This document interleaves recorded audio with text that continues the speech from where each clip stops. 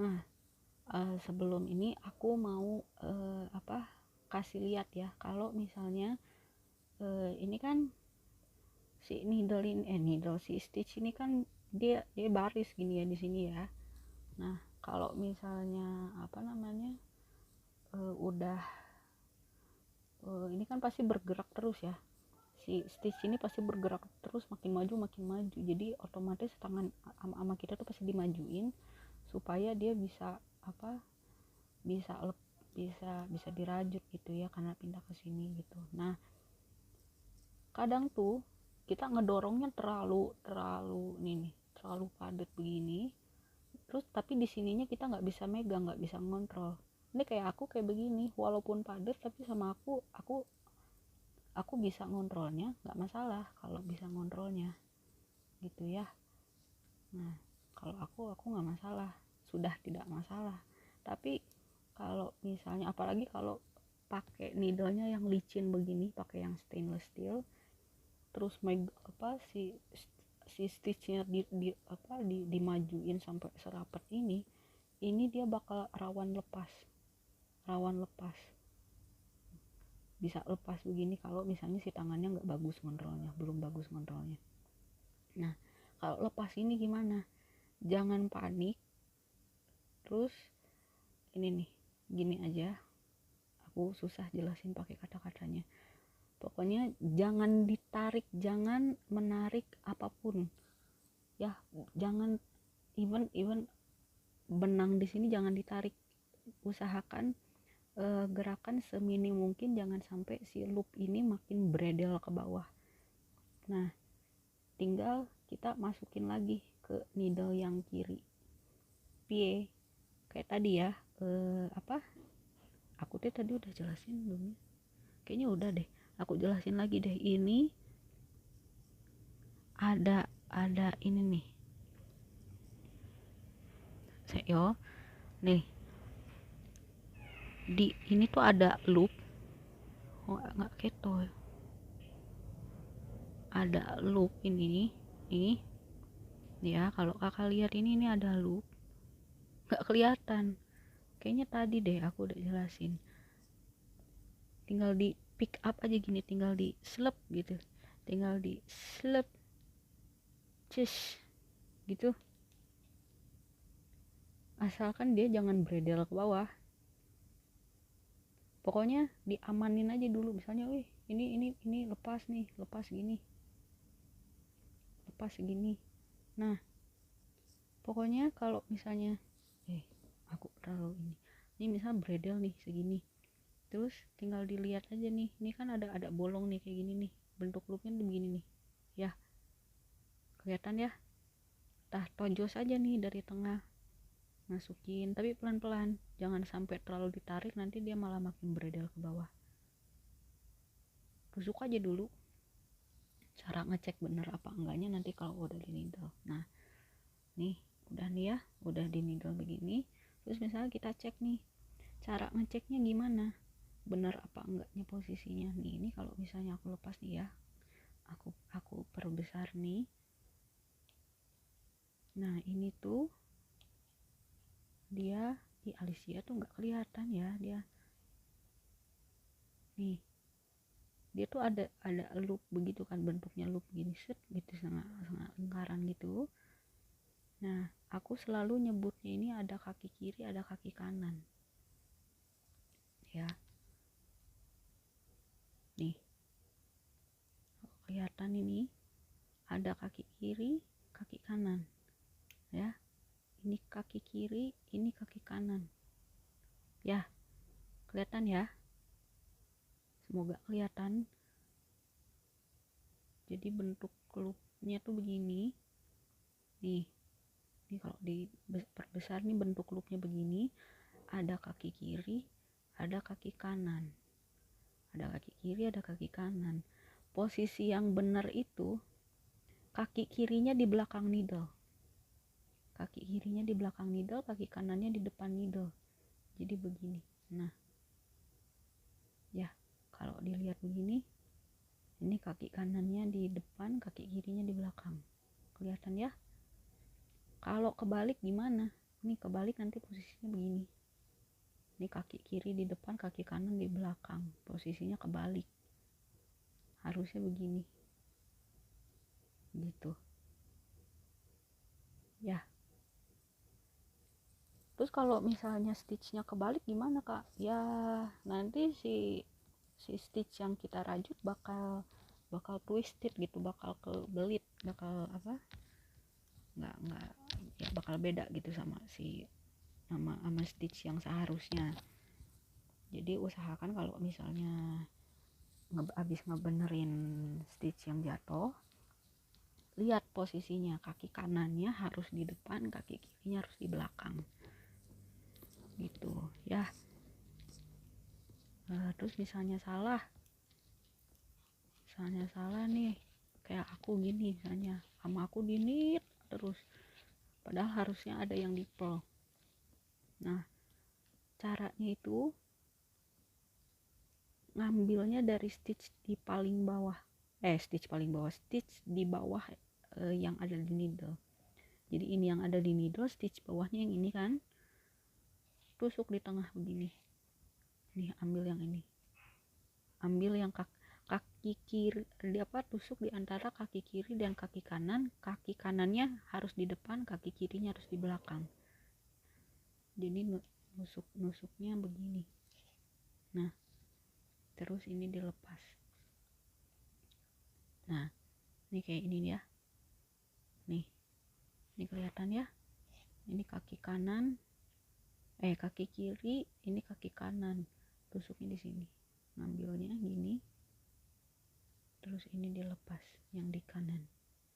Nah ini juga sama, ngelihat ini, oh ini kaki kiri, ini kaki kanan, tusuk di tengah begini, lepas. Set. Nah gitu. Ini namanya apa namanya ya, mundur lah ya, ibarat kita maju, terlalu maju terus mundur begitu. Jadi biar nggak usah dibongkar semua, baru udah selesai ya udah lanjutin lagi.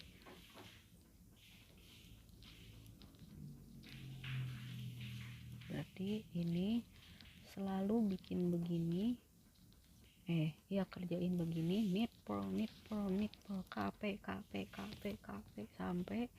sampai ujung, sampai beres, sampai selesai row. Nanti baru lihat lagi, ini ngafalinnya ya, biar gampang ngafalinnya. Kalau row-nya ganjil, kalau kita mau ngerjain row ganjil, dia mulainya dari knit dulu. Kalau ngerjainnya dari row genap, dia mulainya purl dulu. Jadi kalau ngerjain row 1, row 3, row 5, row 7, itu mulainya dari knit dulu baru purl. Knit purl gitu kan. Terakhirnya knit juga. Kalau row-nya genap 2, 4, 6 itu mulainya dari purl dulu, nanti stitch terakhir juga purl gitu.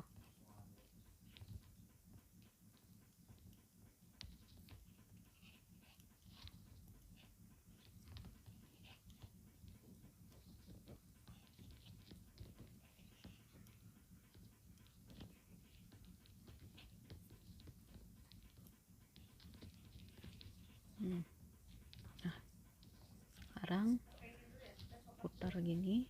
Nah ini aku nunjukin ya, kalau stitch pertamanya knit nih, ini kelihatan ya, stitch pertama ini nggak punya kalung, adanya V di bawah sini, berarti ini knit stitch, kita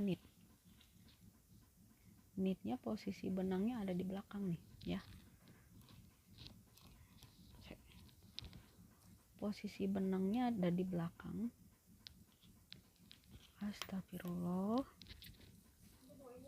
Nah posisi benangnya di belakang needle ya, tusuknya dari depan ke belakang, lilit, tarik, set,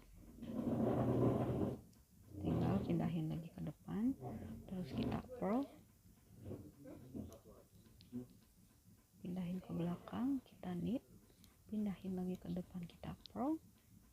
seterusnya sampai selesai gitu ya, sampai 10 row. Ini kita bikin terus 10 row. Nah, row genap itu dia posisinya itu sebagai sisi belakang. Kalau row ganjil itu sisi depan. Jadi kalau misalnya kita lihat nih ya, misalnya kita lagi ngerjain ini, ini kita nggak tahu ini sisi depan apa sisi belakang. Ini karena soalnya sisi depan sama belakang identik ya, sama persis. Nah, cara taunya ini sisi depan apa sisi belakang, lihat dari ekornya nih ya. Kalau posisi ini, kalau misalnya kita jembreng, ntar ya, aku beresin dulu deh ya. Ini kak, kalau misalnya gelap banget ya nih, kalau misalnya ini kita lihat ya, kalau misalnya ekornya ini, si ekor ini ada di sebelah kanan nih ya, sebelah kanan, berarti ini tuh di right side. Berarti sisi yang menghadap ke kita ini right side, sisi depan, karena ekornya ada di kanan. Tapi kalau misalnya si ini nih, ekornya ada di kiri nih, ekornya ada di kiri, berarti sisi ini yang menghadap ke kita ini nama sisi belakang ya, wrong side. Jadi cara bedainnya mana wrong side, mana right side, mana sisi depan, sisi belakang, bisa dilihat dari si ekornya nih ya. Kalau ekornya di kiri berarti yang ini wrong side, sisi belakang. Kalau ekornya ada di kanan ya, ekornya di kanan berarti dia ini sisi depan atau right side. Kalau misalnya kakak biar gampang nih, lebih gampang ngebedainnya, misalnya sisi depannya kakak kasih marker di sini, kasih stitch marker di sini. Oh, berarti nanti kalau di sini ada stitch marker berarti ini sisi depannya, ini sisi belakangnya gitu ya, cara bedainnya. Apalagi kemarin materinya, oh, ngitung row. Ini aku nggak usah nunggu sampai 10 row ya, ini aku mau kasih lihat cara ngitung row. Nah tuh, bagi kakak-kakak yang ngerasa kok kayaknya nggak stitch aku kayaknya ada yang salah karena nggak rata tensionnya, lihat aku pun begini. Aku pun begini tuh ya, ada yang besar, ada yang kecil. Kenapa? Karena terkadang tension kita saat kita knit sama tension kita saat kita purl itu beda. Apalagi sekarang ini kita kerjainnya bolak-balik kan, knit purl. Saat kita knit di sisi depan, di sisi belakangnya kita purl.